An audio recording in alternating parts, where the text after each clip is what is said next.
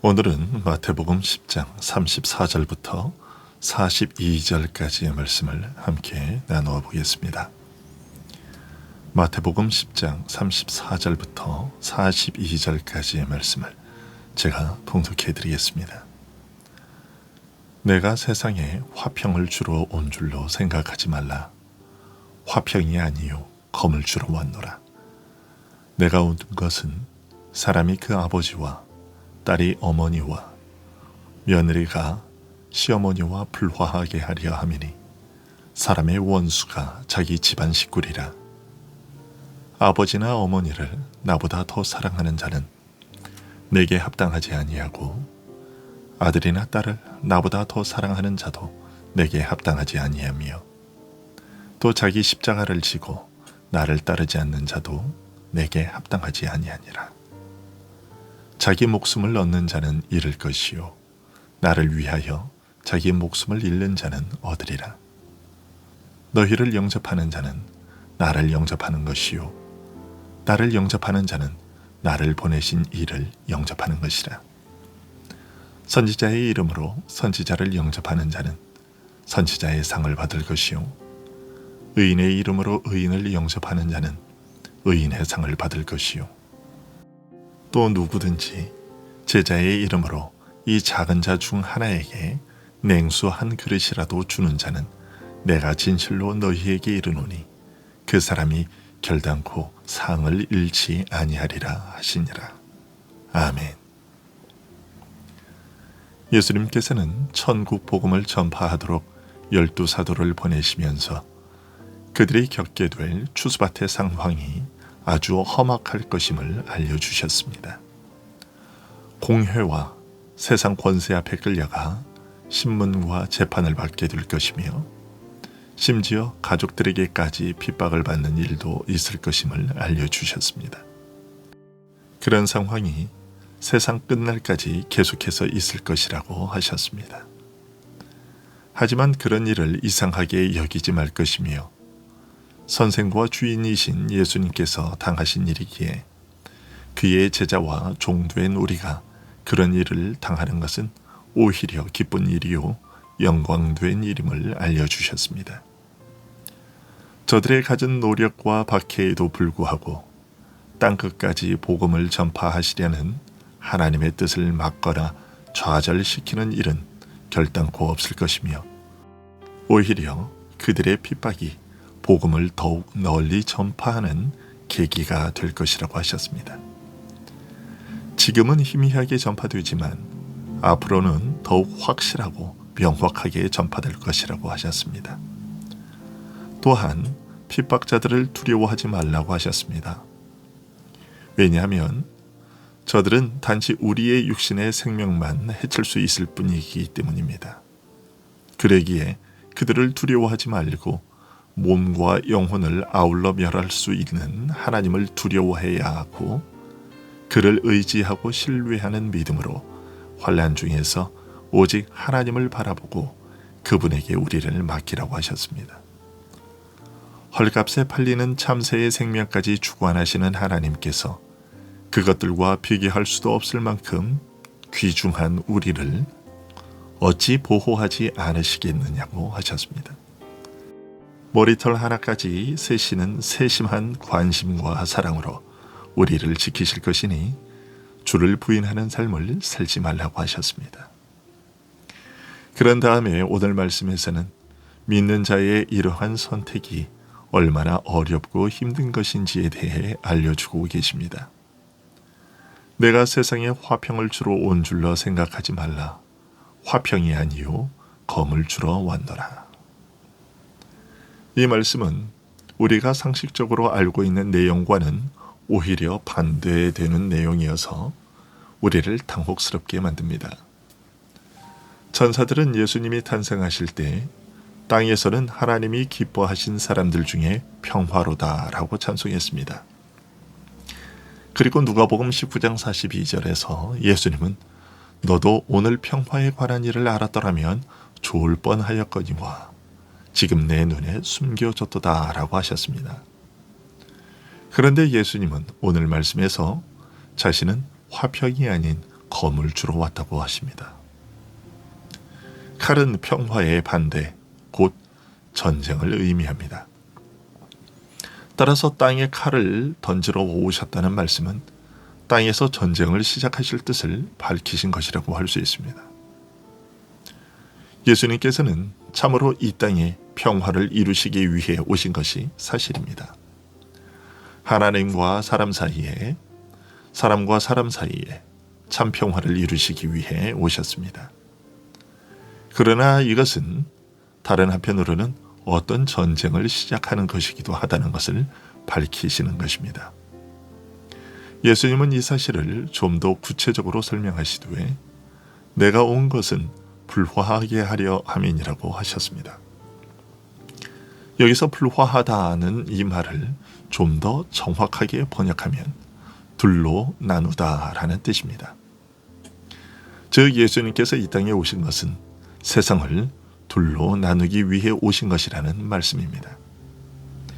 하나님과 사람을 화목하게 하시고 사람과 사람 사이에 화평을 이루시는 예수님의 일은 동시에 온 인류를 두 부류로 나누어 놓는 일이 될 것이라고 하신 것입니다. 온 세상이 범죄하여 마귀에게 속했습니다. 이처럼 마귀에게 속하여 모두가 한결같이 하나님을 대적하며 서로 미워하고 다투는 가운데 저들을 구원하여 하나님과 화목하게 하시고 서로 사랑하게 하기 위해 예수님께서 오셨습니다. 예수님의 이러한 일은 한편으로는 여전히 끝까지 마귀에게 속하여 하나님을 미워하고 대적하며 불순종하는 자들로부터 하나님과 화목하여 그를 사랑하고 의지하며 순종하는 자들, 그리고 서로 깊이 사랑하는 가운데 화평한 자들을 분리하여 내는 일이기도 합니다. 세상에서 규택하신 자들을 구하셔서 참 평화를 누리게 하시는 일은 그분을 영접하는 자와 거부하는 자, 이 은혜를 입는 자와 입지 못하는 자로 나누는 일이며 바로 이것 때문에 필연적으로 둘 사이에서 갈등과 전쟁이 시작되는 것입니다. 내가 평화를 주러 온 것이 아니요 칼을 주러 온 것이라는 말씀은 바로 이런 뜻입니다. 믿는 자가 세상으로부터 미움과 박해를 받는 이유도 바로 여기에 있습니다. 이러한 나눔은 너무나 근본적인 분열과 구분이어서 세상의 어떤 인간관계도 이것을 덮어두거나 꿰맬 수가 없다고 말씀하십니다. 하나는 하나님께 속하였고 하나는 마귀에게 속하였으며 하나는 하나님을 사랑하고 의지하며 순종하는 반면에 또 하나는 하나님을 미워하고 대적하며 불순종하는 자로 나누게 되었으니 세상의 어떤 것이 이 차이와 틈을 극복할 수 있겠습니까? 이 근본적인 나눔과 차이에 따라 유유상종하기에 믿음과 불신앙은 심지어 아비와 자식, 딸과 어미, 며느리와 시어머니를 둘로 갈라놓아 원수가 되게 하기도 하는 것입니다. 물론 믿는 자가 믿지 않는 부모나 자식, 형제와 친족을 외면하거나 관계를 끊는 것이 아니라 오히려 그리스도 안에서 하나님의 사랑으로 더욱 깊이 간절하게 사랑하며 저들의 영혼을 위해 기도하게 되지만 그럼에도 불구하고 믿음과 불신앙에 의해 나누게 된 이 근본적인 분열과 갈등은 세상의 그 어떤 것으로도 부모와 자식의 정으로도 형제간의 정으로도 메우지 못하고 오히려 날이 갈수록 그 분리된 선이 더욱 뚜렷하게 드러나게 될 뿐입니다. 그러면 이런 근본적인 나눔과 뿌리 깊은 갈등 앞에서 신자들은 어떤 자세를 취해야 할까요? 주님은 아버지나 어머니를 나보다 더 사랑하는 자는 내게 합당하지 아니하고 아들이나 딸을 나보다 더 사랑하는 자도 내게 합당하지 아니하다고 말씀하십니다. 그 어떤 인간관계도 예수님과의 관계를 능가하지 못하며 그보다 우선하지 못한다고 선언하신 것입니다. 그래서 주님을 버릴 수 없어서 믿음을 배반할 수 없어서 부모로부터 버림을 받거나 형제로부터 외면당하거나 심지어 이혼을 당하기도 하는 것입니다. 그런데 어떤 사람들은 이 말씀을 오해하고 악용하여 신앙을 빙자하여 부모나 자식에 대하여 소홀하거나 남편과 아내에 대하여 무관심하기도 합니다. 하지만 예수님의 이 말씀은 일반적인 인간관계를 소홀히 하고 무시해도 좋다는 것이 아닙니다. 다만 세상의 그 어떤 것도 예수님과의 관계보다 우선할 수 없다는 원칙을 밝히신 것일 뿐입니다. 주님과의 이 연합의 관계를 가장 귀하고 소중하게 생각하지 않는 자는 주님께 합당하지 않다고 하신 것입니다. 더 나아가서 그리스도를 무엇보다 사랑하는 이 사랑은 부모나 자식에 대한 사랑을 초월하는 정도로 그치는 것이 아니라고 말씀하십니다. 또 자기 십자가를 지고 나를 따르지 않는 자도 내게 합당하지 아니하니라는 말씀이 그것입니다. 그리스도의 십자가의 고난에 동참하되 자기 목숨까지 버리지 않으면 주님께 합당한 자가 아니라는 말씀입니다. 목숨은 사람이 가장 소중하게 여기는 것이기에 목숨을 버린다는 것은 자기를 버린다는 뜻입니다.